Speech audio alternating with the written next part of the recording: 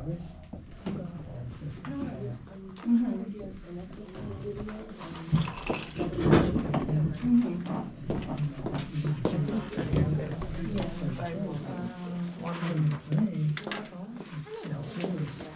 Okay, we're gonna get started so we can get home.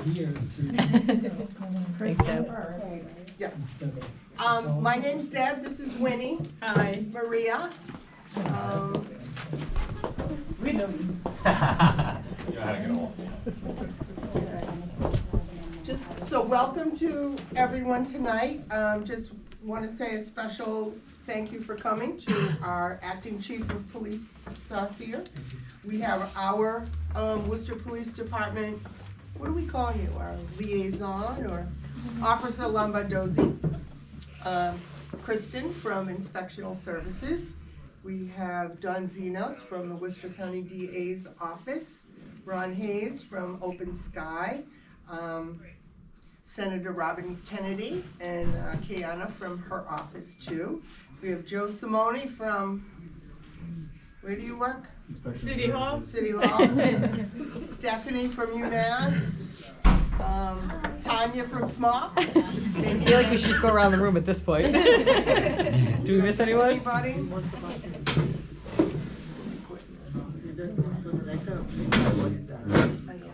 Mike, officer, what's your name? Sergeant Cappabianco. Your handwriting is so small. I have a long name that's finished. And I can't even Karen, after the meeting, I need to talk to you. Robin. Welcome. Oh, Robin. No worries.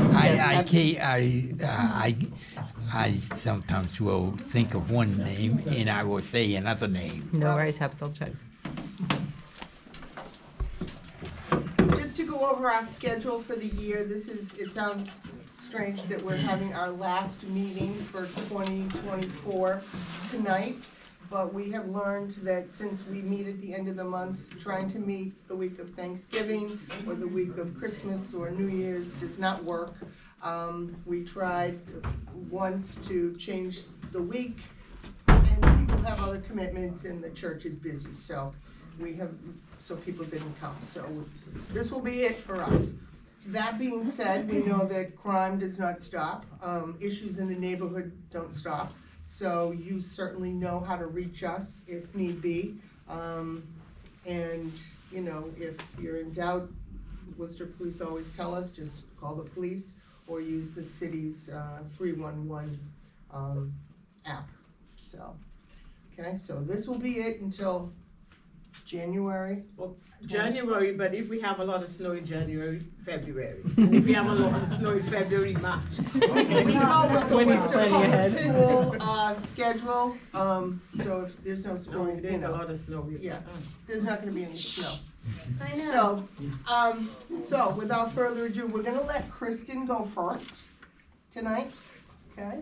Hi. So Kristen from Worcester's, the City of Worcester Inspectional Services. Does anybody have anything for me? No? Let me see. Oh, number 8, Northampton Street, the house in front of mine.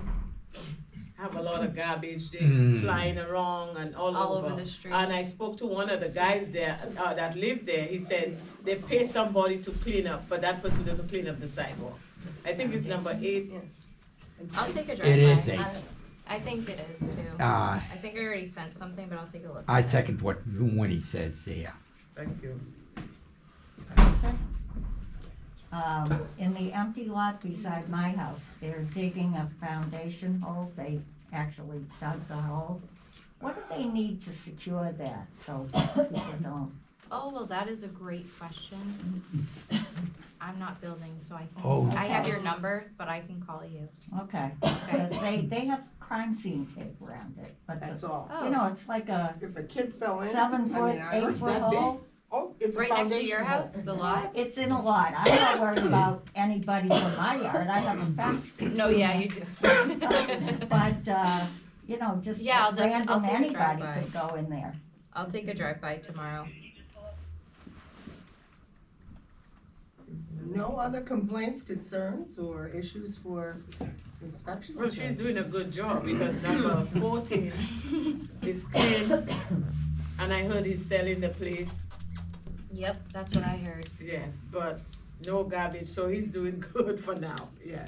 For now. And just to second what Winnie said, since we've been having these meetings, we've identified, problem properties in the neighborhood that Kristen has taken care of, and, there's a couple on Channing that have, every time I go by, I'm like, wow, it's still clean, so.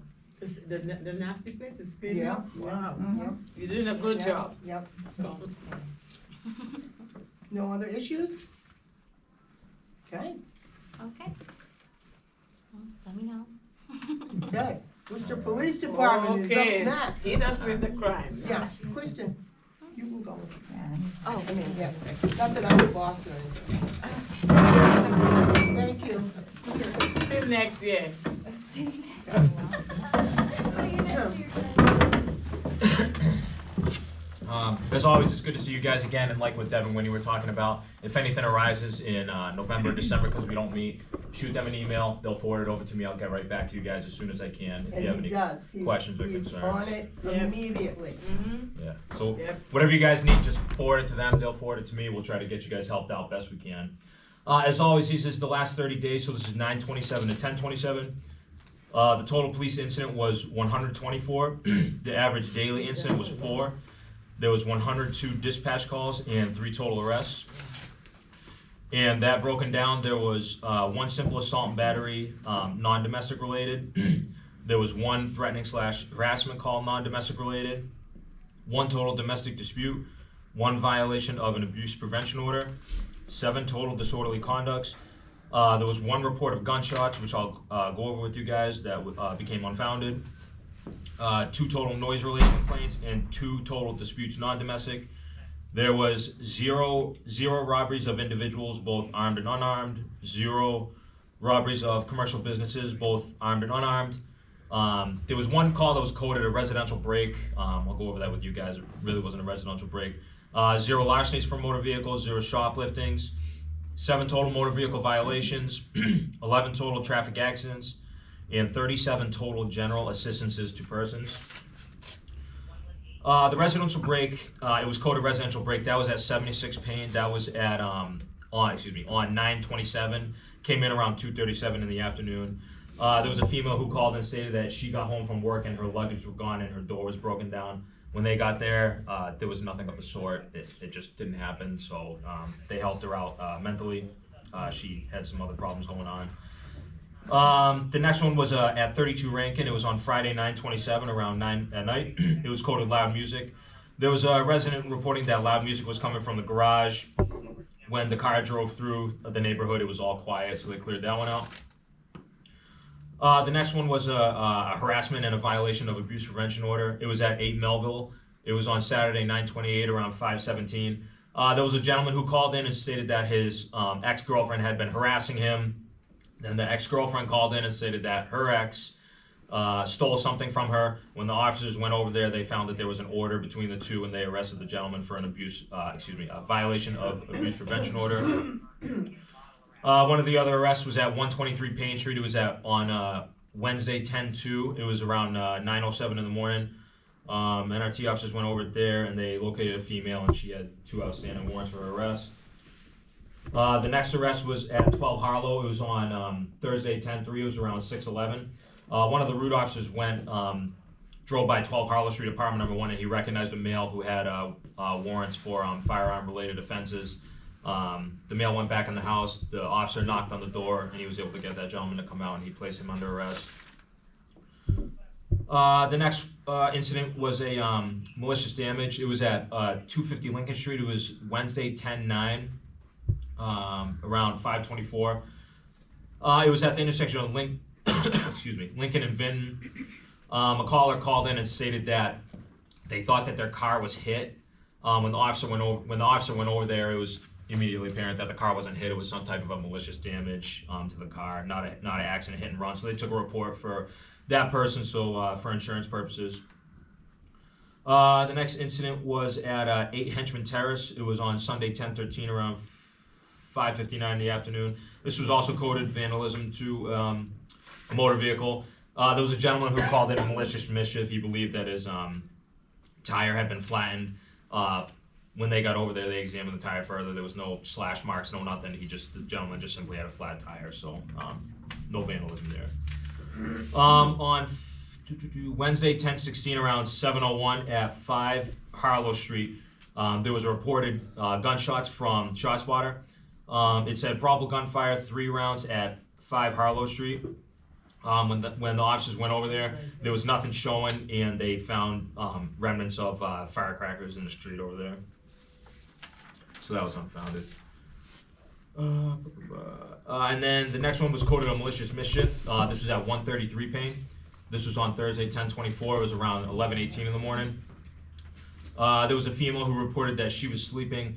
Someone kicked her room door open, unknown who did it. They would like to make a report. When the officers went over there, the door was nowhere near kicked in. There was a little bit of damage to it, so they took a report for her. And the only other gunshot call that was in this general area that turned out to be nothing. It was at 110 GreenHill Parkway. It was a call for gunshots. It was at 10:24. One of the last half sector sergeants was sitting, and he thought he heard gunshots coming from that address, so the officers went over there. But it was But it was completely unfounded. So all in all, this is certainly down from the last couple months. I think last month there was 147 total police incidents. So the incidents are going down. There was a few shootings last month, so no shootings this month. So yes. Did you have anything for Windsor Street? Regarding specifically what? There was a fight, 20-something Windsor Street in the old Castle House. I think last Tuesday or Wednesday, the police was there, the firefight, and the alarm was going off. Some guy, they say, pulled the alarm, and they were fighting outside. That was Catherine Street. Catherine, yeah, Catherine. 25 Catherine. 25. You know, they never have those reports, and I see a lot of stuff happening in that house. They never have the reports for that. I don't know why. What was that address? Catherine? Catherine So Street Winnie, is in the. that is SMOC's property, and we looked at it earlier today, we couldn't find anything. Was there was anyone arrested? At 25 Catherine Street property? Yeah. They were like I don't have it here. cop cars. The fire engine was there because the alarm, and there was a big fight. Because I saw it from my window and I came out, but I didn't get close to where the police were talking to the people. We assisted the fire department over there last week, I think it was. Last week, yes. Yeah, the alarm, they were having an issue with the alarm. And then the guy was fighting with the other guy, They yeah. thought someone was pulling the alarm, they weren't very happy about it. And I think The that's why alarm they was were going. fighting, yeah. Okay. And it was We a asked big the fight on the residents, street. No one said anything, you asked the residents. Yeah, because today, I they're- see a lot of stuff. Me and my neighbors say, why they never report that house? I don't know why. You know, and I see stuff through my kitchen window. Because we heard a noise and we look and we see, and then it's never on the report. Yeah. The police is always there. It's never on the report. Is it maybe because does the fire department go first, like maybe a medical call and then? No. I don't know. Yeah, I don't know. This time the police were there first and then If the. we're there, there should be Yeah. a record of it. They never have records. Do you still have that we- sheet that I printed out for you? We meet monthly and from we the, look at these stats. I don't have it with- with me, but Yeah. yes. I'll, Did the people didn't tell you if you asked them? Because they all were We met outside talking to the today, police officers yeah, there and was stuff. we met with the Worcester Police today, and there was not a call, we didn't have anything for Catherine, not for that date, No, there was it's just a fire. It was, but that was it. that was all. So And then we they tell wouldn't- you about the fight. It was a big fight. That's why people call. I called the police too. People called 911, you know. But the alarm was going off before the fight. And the fight went all the way on the street. And I came out and some other neighbors came out. I don't know why they cover that house. We see a lot of stuff happening there, but they never have it on the report. And the police always there. Yeah. You know what I'll do, Winnie, is when I go back to the office, I'll double check that map. Remember last time we had that's why I give you some of the stuff. I don't know if that falls under the guidelines of the, the GreenHill meeting that we do, but regardless, what I'll do is I'll grab you the info for it and I'll just shoot you an email and Yeah. I'll let you know about the specifics of it. But I'll check out those boundaries. Maybe it falls under that, that help. What boundaries? The boundaries that are set by the Crime Watch groups, so it's where the stats come from. But like, are these like geographical boundaries, or like criteria for reports that are included? Yeah, so it's geographical boundaries. They're set by our crime analysis unit, and that's where the numbers come from. So like So it's 25 in, like- Catherine might not be in your report. Right. put in other neighborhoods. Yeah, okay. Makes sense. Are we gonna look at those? Yeah, I'll get you that. No, but I mean, like, you know, remember we talked Yeah. about, I think over the next 2 months, especially if know. we're not gonna meet, that'll probably be a good time for the crime analysis guys to check that out, maybe expand the boundaries. Or if you want, what I'll do is when I look up this email, what I can do is I'll just shoot you both an email and we can just try to figure out what you want for the streets and, we'll try to take it from there, maybe, Because they don't you have a know. meeting, right? So no, everybody we're comes happy to expand our boundaries because Yeah. Bell Hill doesn't meet anymore. Yeah. The Harlow Street group doesn't meet anymore, so. Yeah, Right. we just combine them all. Right. Yeah, because I get my street on Patty's there. from Hollow Street, and we have people that Yeah. used to come from Belmont Street, so. Well, it'd probably be helpful for you to connect with SMOC too. Yeah. If it's Yeah. a SMOC property, not just between you and the police, Yeah. but bringing them in so you can get engaged in.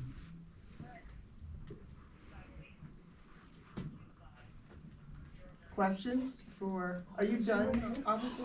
Yes, if you guys have any, If I questions could or just comments. say, overall, crime-related is down. We had, if we look at stats from last year compared to this year, I'm talking citywide here. Last year at this time, there were 30 shootings and 35 victims. This year, there's 14 shootings and 17 victims. So we've done a few different things this year. We created that crime gun intelligence unit. They're helping out tremendously where they're dedicated to investigating every shots fired call. And they've had, I think they recovered 14 guns and 35 firearm-related arrests. And when I say firearm-related arrests, is I indicate before, there could be one gun responsible for 9 shootings. That's what we had last year. So by getting these offenders off the street, that's how you lower the amount of people, victims, being shot. And the operation guys are out here doing a tremendous job every day, going to these calls, preserving evidence. Thank We're you. taking that evidence and we're correlating the shell casings and creating investigative responsibilities between us, state police, and the ATF, which helps us track guns coming into the city, trying to find out where they're coming from, and then going after it that way. So we're not just delegated to here, but there could be guns coming from Boston into the city, or from Springfield, or Providence. So we try to get that information, put it together with our partners, and together make a dent in the gun violence. And I think it's been working Thank you. pretty well this year. We're also, dispatch calls are up, 911 calls, aggravated assaults are down, gunfire's down, robbery's down, so we're trending pretty good. I mean, anything could happen, but we're out there, we're now, as you see the sergeant and the officer here, they work this area, so that's why they come to this crime watch group. So they can come in here and hear your concerns face to face. They're doing community engagement patrols every day, where they're out there walking around during their tour of duty, trying to meet as many people as they can.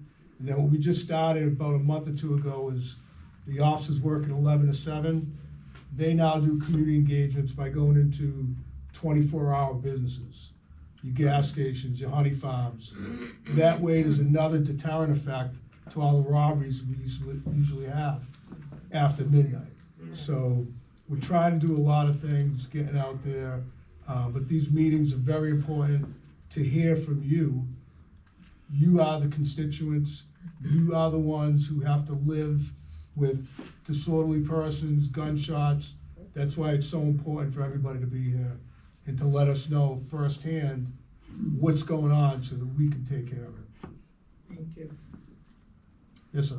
Just had, I wanted to raise, I guess it's an issue of public safety in terms of all of the pedestrians that are hit this year and so forth. And, I know a woman that was seriously she's still in rehab and seriously injured and so forth.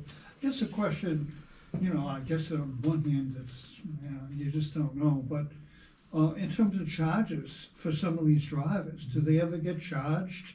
Yes. Driving to endanger? I mean, this lady is, son of a Let me gun, give her you- life has changed so much. And the charges, again, it's dependent on every individual situation. Well, in the DA's office, that's That's what I'm bringing right. up, And because, you're here and so forth, but, Yeah. again, it's just pedestrians in the city, you take your life in your hands. And Yes. I'm not putting a blame to anybody, No. I'm just saying that, the streets aren't sort of designed for pedestrians and, how it is, son of a gun, people just don't stop. Anyone, crosswalk or not, and so forth, and nowadays, people are driving so fast, they're distracted, they're this and that, and, I don't know, there just needs to be consequences in terms of, once again, public safety. And I think a lot of it has to do with distracted driving. No, Okay? There's people out there on their phones and doing whatever. That contributes a ton, because when you're traveling at 30, 40 miles an hour, and you look down for 1 second, you're traveling hundreds of yards. And you're not gonna see that person in front of you, and by the time it's over, that person's struck. And we do charge them. We are being proactive. We started a program with the district attorney's office, and that's what we do. We set up and watch people texting or talking without a device on their phones, and we stop them and charge them appropriately. We just beefed up the traffic unit by 4, so now we have motorcycles. I'm sure you've seen them out there. They are now going into the neighborhoods. Prior to that, they were more downtown. Now they're here. So they can be on Payne Street, they can be wherever they want, and we're sending them into those neighborhoods based on statistics of where we're getting the most complaints and wherever the most accidents are. Now, this reduction in the speed limit, is that taking effect already? No, To they're gonna 25? start posting that. I believe it starts in a month or two. A That's, concern I had was about the incidences of pedestrians that are hit, like Belmont Street, Park Lincoln Ave, Street. Lincoln Street. Lincoln and, Street. and they're state roads, I'm not sure if it's a jurisdiction issue where, the city can't, but son of a gun, again, that's where a lot of the incidences are, is Park Ave, Belmont Street, certain streets that, happen to be state roads. like, there's a portion of Park Avenue that can't go to 25. It has to stay at 30. Every street is 30 unless posted otherwise, but they're Right. supposed to be 30 miles an hour. So like around Belmont Street near the hospital, that would be a 20-mile-an-hour zone. They're also doing the Vision Zero, where they're looking at different ways to configure, the islands and crosswalks, Right. so that too will help, because there's so much traffic, people aren't paying attention, there's road rage, they're looking everywhere else but directly in front of them, and that's a problem. I just had a follow-up question. Yes. It was great to see the additional, patrol or officers doing traffic enforcement. Has there been like an increase in like tickets Yes. being written? And I know that's a great tool to educate folks, and it's an important part. Like enforcement is so much a part of Vision Zero, and an important part of it. Has there been a positive impact from it, or more tickets written? I'm just They're curious. definitely writing a lot more tickets. At the time, I believe we only had 10 officers in traffic, both shifts. So by boosting that up, we can put them in those problem areas to address just that. So the other traffic officers are out there as well. And then we have recon, if there's a serious accident, they go out. They're also stopping cars and writing traffic citations in between their investigations. Sir, Yes, sir. At the corner of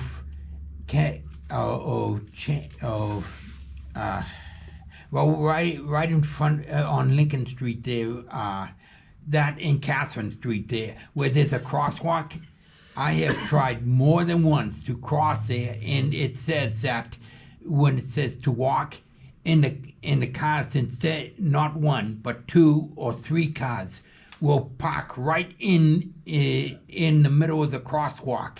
And when you try to get by, I've even been sworn at there.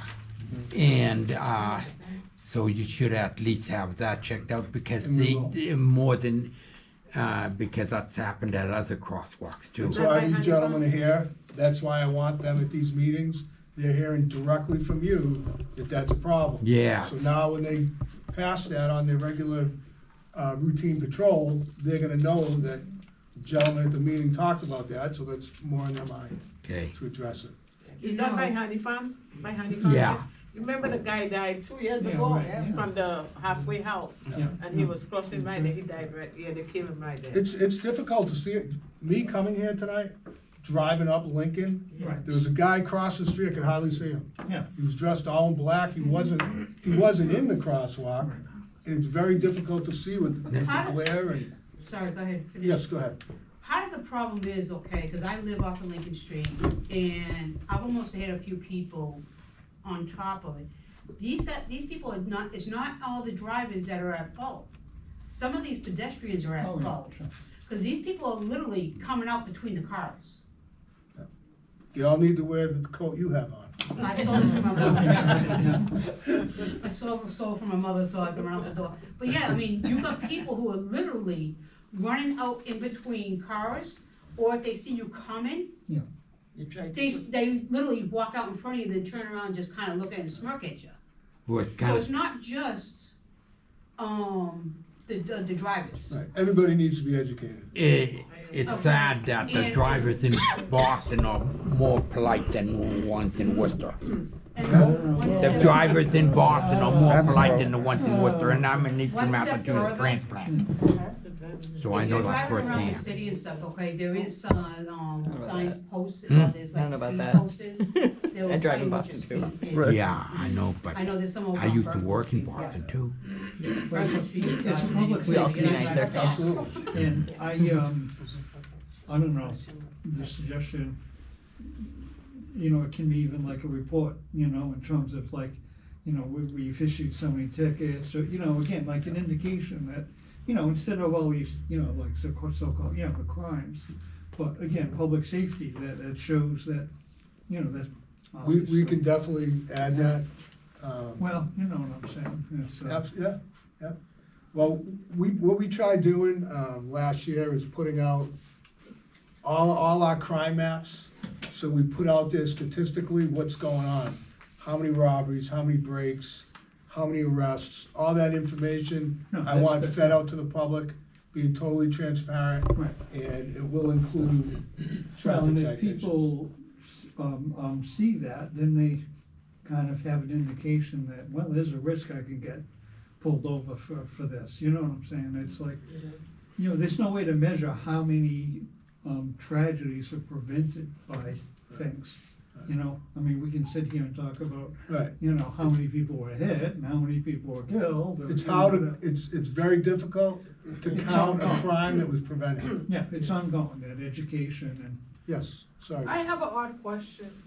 So my son goes to Belmont Street School. There's never, well, I can say never. We have to call around Worcester to have an officer up there in the morning, especially in the afternoon. So this morning, we did over the weekend, we put together a plan, and we called City Council Candy, asked her opinion, and it's like, the cars don't slow down enough Right. for the crossing guards can go out. Like this morning, the store Popcorn was getting a delivery, and the guy nearly nudged me. He was like, "Oh, I didn't see you," and kept going. And then when he got to the bottom, he turned around, hit the other crossing guards, and be like, "There's nothing I can do about it. You shouldn't be in the way." And so, is there a way we can have a permanent officer up there faithfully So, for these kids? this is the problem. There's 20 officers in uniform on the street during the morning. During that commute, there may only be 10. Okay? We have traffic division go down there. I'm sure you saw them at the beginning of school. We're trying to have people utilize the bridge so they don't have to cross the road. But we're getting a lot of pushback. People don't wanna go over, walk up the steps and go over the bridge. That would alleviate half of the situation. We do checks over there, but again, the officers out there trying to go to 911 calls, so they can't just station themselves in front of the school. There's, how many schools in the city? Every school wants Well, is wants there a police way officers. that we can put like a speed trap there so they know once they go across our huddle, they have to slow down and then continue, proceed with the need to go? We, like I said, we'll put traffic there. We move them around the city. I think right now they're at Roosevelt, they're at different schools during those morning hours, just for that purpose. And we rotate them around to go to different places. But I understand your frustration. It's sad because some of the kids be like they're on the bridge. So my he's 6. He feels like he's gonna fall. I'm like, okay, we got this. Just keep walking straight. He's like, Mommy, they're coming on top of the bridge. I'm like, no, they're not. They're going under the bridge. So I try to like, come on, let's do it. I bring other kids, like, come on, we're big kids. We're going to school to learn. What are we gonna learn about? They'd be like, no, they're coming near us, and they'll back away instead of going forward. And the parents be like, just let them be, they're kids. I'm like, no, you need to push them up. Don't push them down. Push them up so they can go up. That's only my concern, I'm sorry. I understand. Don't be sorry, those crossing guards take their lives in their, I feel for them, people are. But even if you do slow down when you're coming down Belmont Street, because I know exactly what you're talking about, okay, you will literally almost get hit if you go slow. Because they think it's like a speed trap, and when you get to the bottom, the people coming out of Memorial or whatever are the ones who are being targeted because they're hit, if they're in the crosswalk or whatever.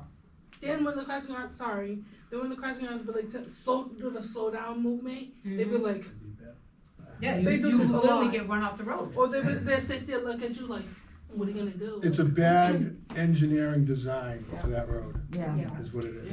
And that's what that Vision Zero is trying to do, re-engineer a lot of these locations that you could have a cop 24 hours a day, it doesn't matter. They're coming over that hill, then you have blind from the sun coming on you. It's very difficult. But that's the way they used to build roads, and now as you see the city's trying to, move forward and change that. So that's very important. And Belmont Street was one of the streets that is being studied the most, especially down at that hospital and the school. There used to be 100 nurses that died trying to cross the street there, and I pushed for a crosswalk to be put there, and I succeeded in getting it done. Good for you. I participated in a walk audit with the city not that long ago, and it was, I don't like driving Belmont Street, but walking it was scary. Yep. That bridge is the best thing that they ever built by the school. Do you know if, I know nobody from the school is here, but, so crossing guards, are they only allowed like within a certain distance from the school? Because Lincoln Street is really bad too. And there's a bus that picks up right outside the church. There's a bus that picks up at the pizza place, down a little bit. And so all the time there's kids in the crosswalk. I used to go through it with my daughter all the time, and people speed through. But, we don't have a crossing guard because there's not a school right here, but there's like 3 or 4 different schools that the kiddos go to. I'm not sure their policy, but you do only see them directly out of schools.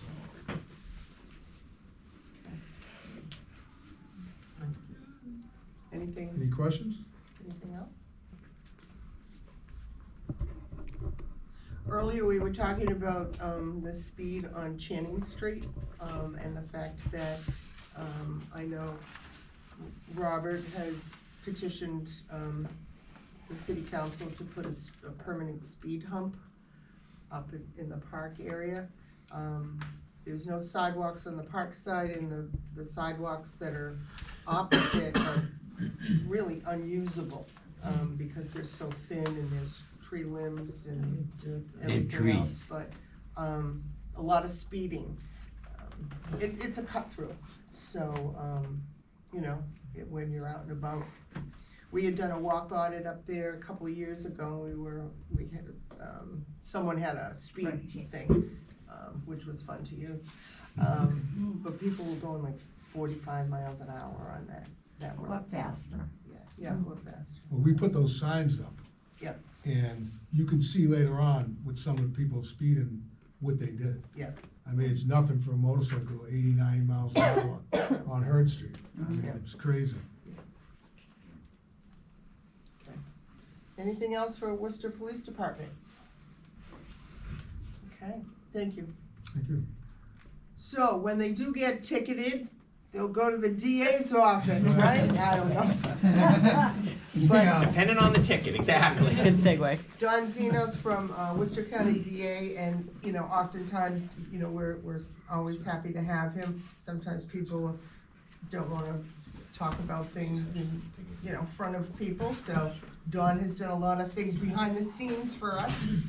I was gonna say, happy to take any general questions that anyone has, and obviously if people had a specific issue that they don't wanna go with everyone, I'm happy to, you know, follow up at the end of the meeting, whatever works out. Additionally, I know we're not meeting for the next couple of months, as everyone he mentioned at the beginning, but if something does come up, if you go through them, they can get a hold of me and I can definitely follow up, because I mean, the goal is, if you have to come to court, for you to be in the best position you can be. I mean, it's not easy to be a victim of any crime, no one chooses to be a victim, and would like to make sure that we can work with you as best we can. Obviously, we can't guarantee outcomes, that's, you know, that's how the process works. We'd like to make sure that if you have questions, that you're not just wondering what they are, and we'll do our best to answer them. So again, general questions I'm happy to deal with, and if there's anything specific, I'm happy to deal with it at the end too. I just want to mention about the pedestrians. and, 100%. you know, when it's charged and so forth. I imagine, I mean, these drivers, oh, you know, they didn't mean it. Sure. Well, son of a gun, from a victim's point of view, the consequences doesn't matter. You know what I'm saying? I mean, that shouldn't be, you know, Oh, you're not the judge, but you know Right. what I'm saying? You know, that, you know, people's lives change, you know, dramatically, suddenly, because of someone's inattention or carelessness, and it's about, you know, accountability. Oh, I didn't mean it, it was an accident. Well, son of a gun, when you know, I don't know, had 8 or 10 drinks and, you know, text, whatever it is, you know, again, it's not accidental. No question. I mean, the impact on the individual is tremendous. And again, you know, the outcomes depend a lot on the facts. And obviously, you know, the more aggravating factors, alcohol's an aggravating factor. That's usually ends up with a different type of result than some of the others. But what you're saying is very true too. The person who's hit and the person who's in the hospital on rehab, in many cases, to them, they're hit and they're in the hospital. Whether the person was drunk driving or the person wasn't paying attention, the consequence was severe and certainly nothing that they wanted. Right, and not that I'm giving any advice here or anything, but, you know, for people who wanna kill somebody, I mean, you know, if they did it with a car, you know, they gotta slap them, no, you know what I'm saying. Frank, I Well, hope we don't read about you in the newspaper. Oh, I didn't see it, he had dark clothes on, there, son of a gun. No, you know. Well, anyway. We're hoping we don't get too many of those, but I understand. Hi, I know I say I won't talk no more, but I received, it's not, I don't drive. Okay. I received somebody's ticket in the mail, and they use my address. How do I go beyond that? Okay. They use my full address. Okay, if I can, I don't want to go into too much with everyone, and have you talk to you later, but my big question is this. Your address is one thing. Did they use your name? They use my last name. Okay, that's more a problem. The address isn't good. The name and the address is more It of was a in my problem. mailbox. I'm like, hey, City Hall wrote me for elections. Let me do this. I opened it, like, what? I don't drive. My mom was like, no, take it to court, testify. Where I'm did they like, say the ticket was from? Cause I live in East Kendall, you know that's resident parking. So I guess a car randomly. Oh, that's the city car. So that's the. It makes me mad that he parked near my house, and my son's like, "Mommy, you got a new car? When did you get a car?" I'm like, "No, this is not mine." How do he know my last name? He's waving. just raving, just driving by. I'm like, why'd you park your car? He's like, oh, just say I'm related to you. I guess it's a stolen car. So I called the tow company, and the guy came and towed the car. He's running down the street from Rodney Street saying, that's my vehicle, put it down. So he leaves. I'm like, why am I gonna pay a $300 fine ticket that's not mine? How do you know my last name? He was like, oh, the city told me who you are. The city told you who I am? It just in a very general sense, on most tickets, there's a chance to appeal them and to contest them. Did you bring it with you? No. Okay, I was gonna say, if you did, I'd look at it afterwards. I can't really give legal advice, but the bottom line is, there's a lot usually on the back of a ticket that really is in small print, and you have to spend the time to read it because you wanna contest it, and that's the way to get it taken care of and get it so that you're not responsible for it. But a lot of times there are time limitations and there are other things, so you definitely wanna read the back of it and see. Okay, thank you. So mine's very related, but it's a little more specific. I've received notifications from inspectional services that were to my. They were served, but not by an actual constable, by a process server using envelopes of the constable. And in the past, they've served them to storefronts rather than the address I've provided the city and the assessor's office. But the reason I'm going about this is you brought up the appeals process. And until last year, there was only one person in the city of Worcester who actually took these appeals and effectively decided based on how she felt about them rather than the facts. Like it wasn't relevant whether or not someone received notice according to actual notice laws, because she was the person who determined this. And I guess what I'm really trying to say is if someone goes through all those appeals process and then I know they have the right to then go to court, but once they're actually in court, the judge never says, well, did you receive notice? The judge asks inspectional services what happened and then says, well, why didn't you fix it? So the appeal process itself is an executive function nightmare, but also not exactly an equitable process. Maybe the person who's now in charge is no longer entrenched in city politics. The last person, it was a problem. Okay. And respectfully, you know a lot more about that process than I do, and I mean that very sincerely. I'm with the DA's office, so we generally deal with the criminal aspects, and with respect to the woman on the side, I just wanted to answer in a general sense, but obviously, and you're right, there are a lot of specifics, and I wouldn't hazard a guess in terms of how that proceeds, or even if you're in the district court or housing court on some of those issues, because generally we're not involved, but obviously, you know, you're right. In any sense, you want to have confidence in the system as it goes through. But I think if you want to raise an issue, though, you definitely want to raise it in the time frames that you have, so that someone doesn't tell you too late, you're stuck with it. And those time frames are on the back of the ticket. I'm not paying nobody's ticket. Okay. Okay. So I just wanted to, you just answered a little bit of the question I wanted to ask about housing. So you have no jurisdiction over housing court? None. I mean, I obviously know where they are, but they're completely independent from us. Oh, okay. Because there are a few landlords that called me, and even I'm one too. People skip. They took them to court, and the judge allowed them to stay and say if they have to pay how many months rent, and they would leave in the middle of the night. The next day you get up, they leave all the trash, everything, and you don't know how to find it because you don't have their social security number. So I wanted to know if there's a way, you know anything about that? People could go to collect their money. They disappear, the tenants disappear in the middle of the night. Yeah, no, I'm happy to look into this particular situation, but not. It happened to my neighbor, it happened to me, and another lady just called me about that. You know, one of my tenants left $6,000. Oh, that's a lot of money. I went to court, and they said you're going to pay it little bit by little bit. 2 days after the court, it disappeared. We got up in the morning, and I saw a lot of trash outside, and I went in the place, gone. I have no social security, nothing. My neighbor had the same thing too. They said the guy moved to Brazil, my neighbor's friend. Oh, and we don't know how to collect those rents. Yeah, I'm sorry, I don't have I don't have an answer for that. You know, this is just a general question. Sure. About the state trooper that was killed in the training academy. I was just curious if you knew who was assigned to investigate that? Okay. Has that been decided, or? Sure, I'm gonna refer, and what I'm talking about now is just my own knowledge from reading in the paper. Right. Our office Yeah. stepped away from that matter because Exactly. we used to work with the individual that passed away, and very recently, he left our office to go into the academy.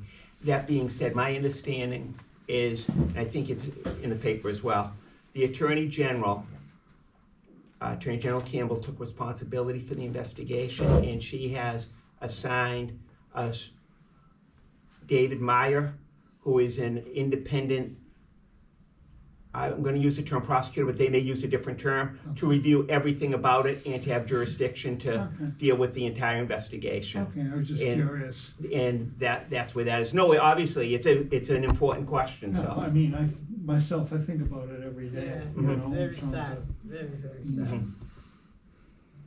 100%.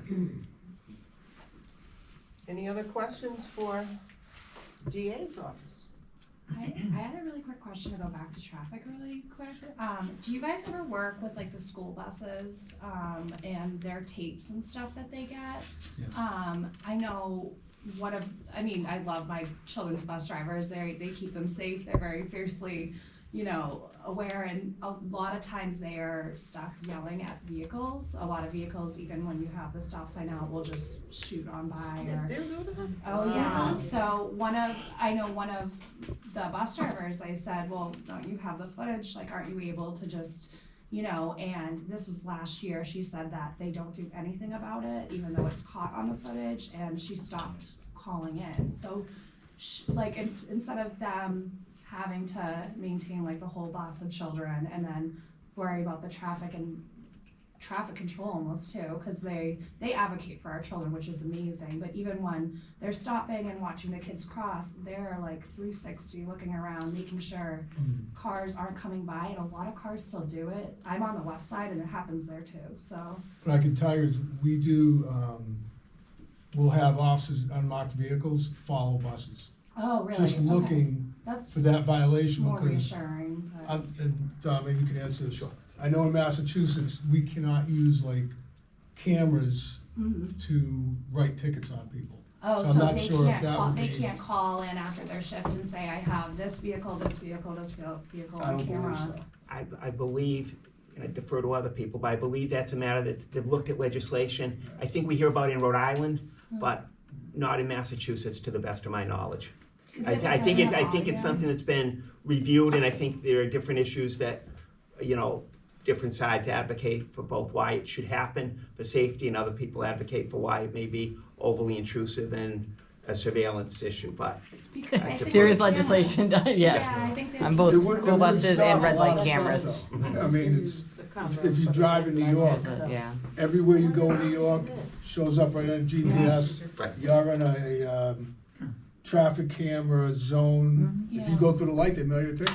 Yeah. Yeah. That would stop it immediately, I think. Yeah, there are bills, unfortunately, sessions over for this year, but some things are passing, so it's still a possibility, but there is two separate bills, one for school bus cameras and one for the red light cameras, so to be able to do all kinds of traffic Sure. infractions, not just running the red light, but speeding and Make me feel a bit other. bad. No, it does, and the unmarked cars too. I feel so bad for these women, and I love how hard they advocate for the safety of our children, and I know it falls back on them too, that's their job to keep them safe. It's when you see people pass buses like that, it's like, okay, they're blatantly just We not. do crosswalk things as well. We'll have a police officer in plain clothes, Yeah. and they'll just be walking the crosswalk and Because wait I'll for cross cars. kids. Even if they're not mine, I'm like, Yeah. I'm sorry, let me help you, or stop. I stop cars. Like, I get nervous because they'll whip around on, certain neighborhoods, and I'll even just jump in and do it because it makes me anxious. But okay, that makes me feel a little better on my cars. Good question. Yeah. Anything from City Hall, Mr. Simone, that you wanna share? No, okay. I ran the basketball hoop up the ladder. I haven't heard anything back yet. Okay. It's only been like a year and a half I know. that we were promised, but. Which is a good segue Still working into, on it. as we wrap up the meeting, this is probably one of the quickest meetings we've had. But if you have ideas for 2025, that's one of the ideas that Maria's been working, trying to get a basketball hoop for wherever we A are, challenge and reach. Cause the kids hang out there in the playground. And there's nothing over on this side of Lincoln Street, and, And you the know, city that- manager said that we could have it, and we've been waiting for quite some time. Cause then we want the root officers to go play basketball. Everybody just pocket their money together and somebody go buy one. Yeah, It'd but probably if be a lot the city easier. puts it up, you know what I mean, then it's like, Oh, they can we still don't get have it to done. worry about if somebody gets hurt, if somebody, you know what I mean, like, If we get on school property, can we just all get like that. a break from the DA to, if anyone gets hurt on this, the city accepts responsibility? If only we could do all these things. The other thing I wanted to say, oh, go ahead. The other, so we had, St. Bernard's, we had the Halloween party yesterday and it was a success. I know some of you guys came, thank you. We had a great time. And I know Father said that they're going to start, the taking names, so I guess you can go on the website, the church website, for families in this neighborhood that need a Thanksgiving basket. You can post on our page, I guess. Listen. And you put it on GreenHill, yeah. You know. So anyway, 2025 goals, I mean, we always do Earth Day and we do our big block party, but, so the basketball, one of the things that we've talked about a little bit is trying to, in past years, there was a Lincoln Street Business Association that was more centered down near the plaza, but we'd like to maybe concentrate on some of the smaller businesses on this end of Lincoln Street. So if you have ideas, think of them and let us know. We need to talk to Lorna, and I don't think we have her number, because she said we don't invite her to the meetings. The lady with the store over there. Oh, Lorna. The bridal store. Oh. She is, part of the Main South, Business Association. So she should start one over here, because that's where her business is now, so. And we need businesses, Yes. so we need small businesses in this area, we have nothing. I know the downtown bid, they'd be happy to talk with people, with the folks up here. Because I know they said they could do, like, I was talking to Victoria Mariano back in the summer, and she had mentioned, she was the head of the downtown bid, and she had mentioned that they could kind of duplicate that anyway. That would be great. Resource, they're great too, the whole team is. Who is that you're talking about? Victoria Mariano, the downtown business improvement district. Oh, okay. So they're the ones that do You put all the- have her information, give so we could. Yeah. Yeah. But That they would be do all good, the yeah. great flowers down there and the beautification and get a lot of businesses involved. I've been, pitching, thinking about the idea up on Hamilton Street too, because it'd be great to see if we can do more of these little neighborhood clusters of small businesses, so. I have one more question for the DA. Okay. Okay, so I know this lady, she owns a property, and she's trying to evict a tenant. Okay. And the tenant destroyed the property. She took them to court, and they lied and tried to testify that it wasn't them, so they got evicted, they permanently evicted, but they still in the unit. How does she go on beyond that? He doesn't do housing court. I was gonna say, and I feel bad because it's a great question, but that really is like a classic housing court question, because you're right, I mean, the landlord has some order from the court for possession and for ownership of the property, and then tenants still have some rights, and I'm not gonna come close to trying to explain what they are, because I don't think I could right here in this session, but that's something that, depending on who they are, sometimes people get lawyers, or sometimes people get legal aid to help them through the process to explain it. But it's a good question, but the only piece that might be criminal is if people are willfully damaging the property, and that's, not part of the wear and tear of the property, that's something else. If people just decide they're gonna ruin the property and take out the fence and take out the garage or something, that's different, and that might be a vandalism or something else. But for us, we don't deal with evictions. We just deal with the criminal acts that come up. Yeah, because the husband broke the windows, she called the cops, they took a report, he told the cops it wasn't him, he was doing exercise. Okay. With, how do you do exercise with a big brick? You throw it at the window intentionally. When you hear the sirens, you put it down. So maybe what we need to do is to ask the senator if they could come up with something to help landlords. Because I feel every legislator that passes to help homeless people, help tenants, but the landlords always on their own. And a lot of us lose out, and that's why some people do not want to rent, because they know they hurt before. So is there something to help landlords, Well, I think it's a balance. I mean, if a judge adjudicates a situation and they're staying in the house, then they're in violation of that, and that is a criminal, depending on what it turns out to be. So I don't want to get into your situation. But it might be something that you have to go back to housing court to get further right. instructions from the court in terms of how to deal with it. Yeah, the Housing Alliance, Central Mass Housing Alliance, they offer advice to tenants in various situations. And, I'm on the board, so it doesn't really help me. Yeah. So, there's nothing for landlords. It helps, You it really- helps the tenants, but the landlords. Well, the Housing Authority, I'm sorry, the Central Mass Housing Authority, in my opinion, should also offer assistance They don't. for I think there's an landlords. In association. terms of No, even no, like, but they don't. seminars about, So the law and how to go about renting.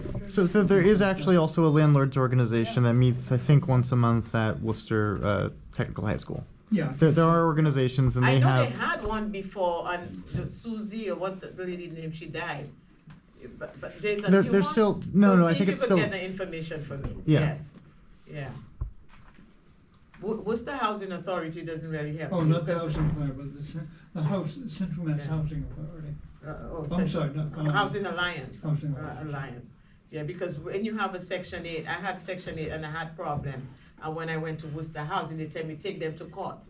So they help you. If it's something the tenant say about me, then they investigate me and they want me to fix or whatever. Right. But if I have a problem with their tenant, they don't do anything. I could tell you that for sure. They broke my window and everything. And and Housing Authority told me take them to court.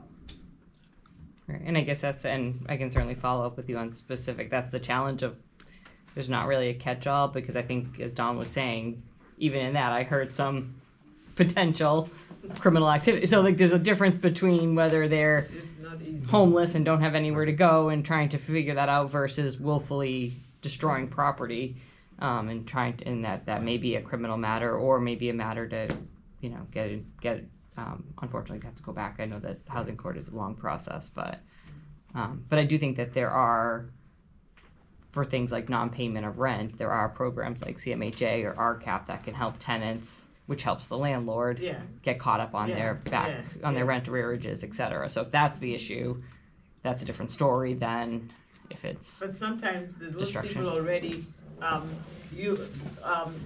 help from them to capacity, so they cannot help them again. Because they could only help you but so much, give you how many months rent. They cannot help you for the rest of your life, if you're behind.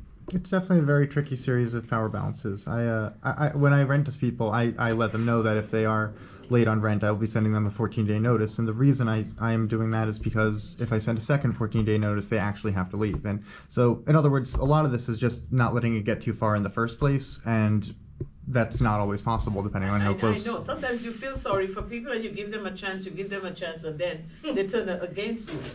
He had a whole club in his. A club? Yeah. I had a nightclub in my basement for a few weeks, and Worcester Police Department, it was actually a fascinatingly gray area of the law because, yeah. Like an after hours thing? They were exclusively after hours. They started partying at 1 and left at 6 a.m. and they would effectively lock people in so that the police could never arrest people leaving. It was they showed up a lot of times and then eventually waited them out. It was a shit show. People are creative.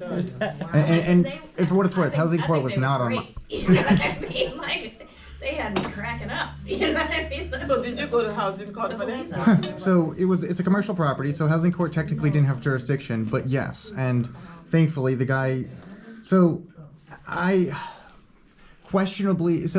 was because it's commercial, they have significantly fewer rights, and because he hadn't paid rent and I thought the place was abandoned, I broke back in. And this was after 30 days of non-payment and me thinking he wasn't there. And I took him to court, but that was the day before. The judge had taken it under advisement, and what he was deciding was whether or not he had jurisdiction over it. The guy went back to court the next day claiming that he was living there and that I kicked him out of his house, claiming that like I'd gotten rid of a mattress and a fridge, which I wouldn't have been able to prove otherwise. And then the judge tried to effectively set me up, telling him to have the Facebook video, whatever evidence he was going to refer on his phone, and then the judge was like, so what do you have to say for yourself? And I literally pled the fifth because I had no clue what I was going up against. But at the end of the day, the judge said, well, I can't do anything about this. The other guy said, well, I'm going to break back in. And the judge said, well, that's breaking and entering. Don't do that. Feel free to file in district court. And I haven't heard from him since. So I have possession. He's out of there. And he took the floor and ceiling and lights with him. But because it was a commercial place and we didn't do a statement of condition, I can't get him for this willful damaging of property we're talking about. So so if anyone wants a storefront on Hamilton Street and is able to renovate, let me know. But otherwise, yeah. I think a lot of people in the city have empty apartments because they don't want to deal with the risk of these kind of problems. And, you know, I mean, we have a housing crisis and shortage of housing and so forth, but, I mean, if I could, Yeah, it's a lot of it's an problems. editorial thing, but, you know, I mean, the housing laws are slanted in tenants' favors. All the time, In this state and so forth, so it's a difficult situation. It never helps us, you know. Okay. Well, we've solved a lot of problems tonight. Well, I mean, we raised a lot of problems. Solved any problems. We identified. We talked about You gave us a lot of. I know, and you're the only one here, right? Yeah. None of our city Just councilors remember are that. here. Well, it's about Yeah, normally we have. I know, normally it's a full house. We had some It's good, about the we had some conversation. good, great conversations It's about the tonight. conversation, and that's what, Yes. you know, kind of advances things. No, in and it the is community. tricky because I mean, we also don't want people homeless, and sometimes landlords are very quick to evict, and you know, and so it's a struggle both ways of, you know, and I think there's a whole different layer with the constables right now and what's happening in their eviction process, and so that's another layer to the challenge that we're facing in terms of dealing with housing at the moment. But I think there's a lot, but it's good to know these specific instances so that that helps to inform general policy, even though it may not impact you directly. If I could, everyone, Robert Bellato, chair of the Worcester Together Affordable Housing Coalition, and just wanted to let everyone know, speaking of housing, we're gonna be having a community education session coming up in November 23rd, Saturday, November 23rd, at 18 Chestnut Street. I think it's like Worcester, the unofficial Worcester nonprofit center. A lot of the nonprofits are there, just like in Boston, that has one where I used to work. But we're going to be talking about affordable housing in Worcester, talking about what we're seeing at statewide initiatives like rent stabilization, but talking about we want to bring landlords into, we want to bring everyone together to say, hey, this is what's happening in Worcester. How can we figure out ways to support small landlords that want to rent maybe more affordable? How can we support finding just better housing for everyone? So just wanted to open that up. Everyone's welcome to come. It's 18 Chestnut Street. Before the ground floor. What time? Do you have a flyer? There's a flyer online. I can email it to you. Send it to me. But there's a flyer. Yeah, it's 18 Chestnut Street, ground floor, the Walnut Wing, on the ground floor in the garage, not in the garage, but in the back end of Chestnut Street. Chestnut Street is. It's the old it's Paul up the Revere hill? building. Right, the old Paul Revere insurance okay. building. Okay. Yeah. And what time? 9:30. So could you send something to Deb so she can put it on? You can register, but we're trying to really expand the coalition and connect with not just residents, but property owners, homeowners, you know, to get everyone to the table. And what was the date? November 23rd. Thank you. That's just before Thanksgiving, yeah. And then another thing too, there's a lot of people that live in their homes and they have a lot of extra rooms. And you know, with all the homeless people, it would be a good thing that you could, but people don't trust people, you know, you never know what could happen. I have 3 empty bedrooms, 4 in my house, because my kids all move out. I could rent, you know, 500. She's overhoused. I don't know, one of them could kill me in the middle of the night. That would be a But rooming even, I house. have to say, like, It'd be a rooming even, house, so you couldn't even do that. but For even real? with like, but even with housing, I have families who are in like 4 bedrooms and only have, you know, like maybe like the older kid moved out or whatever, and they've reported it, and so they're in like these big. My nephew is in a 4-bedroom on Oriad Street, and we've asked about putting him, because my grandmother passed away, my sister passed away, so we've asked about having him put in a 1-bedroom. We don't have a place for him, so he's in a 4-bedroom by himself. And there's a lot of these around Clark. And it happens a lot. So then that's something that could solve a lot of the, you know, he's a one person He's in a 4-bedroom, yeah. So- and that's not his house. Well, it- No, it's housing, so. He's the owner? Yeah, so my grandmother passed, and so then Well, the that's the lease. same thing with me too, yeah. Went to him, but, you know, we've asked, like, this is too big for him, like, why, you know, and we don't have any place for him. So just like Worcester recently looked into, and then the state did an accessory dwelling unit thing, maybe we could discuss some variation of it's not a rooming house, it's approved by the city. Yeah, there you go, yep. And then have a vetting process, I don't know. But if everyone's name is on it and it goes through the city, it's less what could possibly go wrong, and I don't know. Well, just as an observation, all these are kind of complicated problems. I mean, if they were like simple to solve, they would have solved them by now, Right. you know. But again, the conversations are good. Is and there important to have. around College Hill, is there a neighborhood association up there? Because I know they They have a lot had of one. thought I in that think they had area. one in Those, Winter- that's the core of the issues with They had one over there. multiple people living in. That's where it started, I believe. Chief, Yeah. is that the one, what's his name, Sean Lovely, on College? Vernon Street area? I think Well, Pete does that. Pete does a Grafton Street one. No, Pete does Holy Cross too. Or Holy Cross, yeah. I think Oh, he said yeah, they you're may right. have stopped it because Oh, you know what? They did. You're right. Professor Holy Cross stopped it. That's right. Yeah. That's right. So that might be something to. You're right. Yeah. Just to talk to folks, because I know that was a big issue in that neighborhood for a long time. Right, they were renting 4 rooms, $1,000 a piece. How far to open Yeah. this up. I guess the old Right, I guess it's not better, yeah. I mean, that actually makes a lot of sense. Students are not going into these situations anymore. They're going into places that WPI and Assumption owns. Yeah. Yeah. Yeah, you were just. Or not Assumption, Holy Cross. But yeah. They said they were gonna look at it. Yeah. Okay, any other new business? So again, bring your ideas, think about, you know, if you live here, what you'd like to see happen within reason. Thank you for coming, thank you for being a part of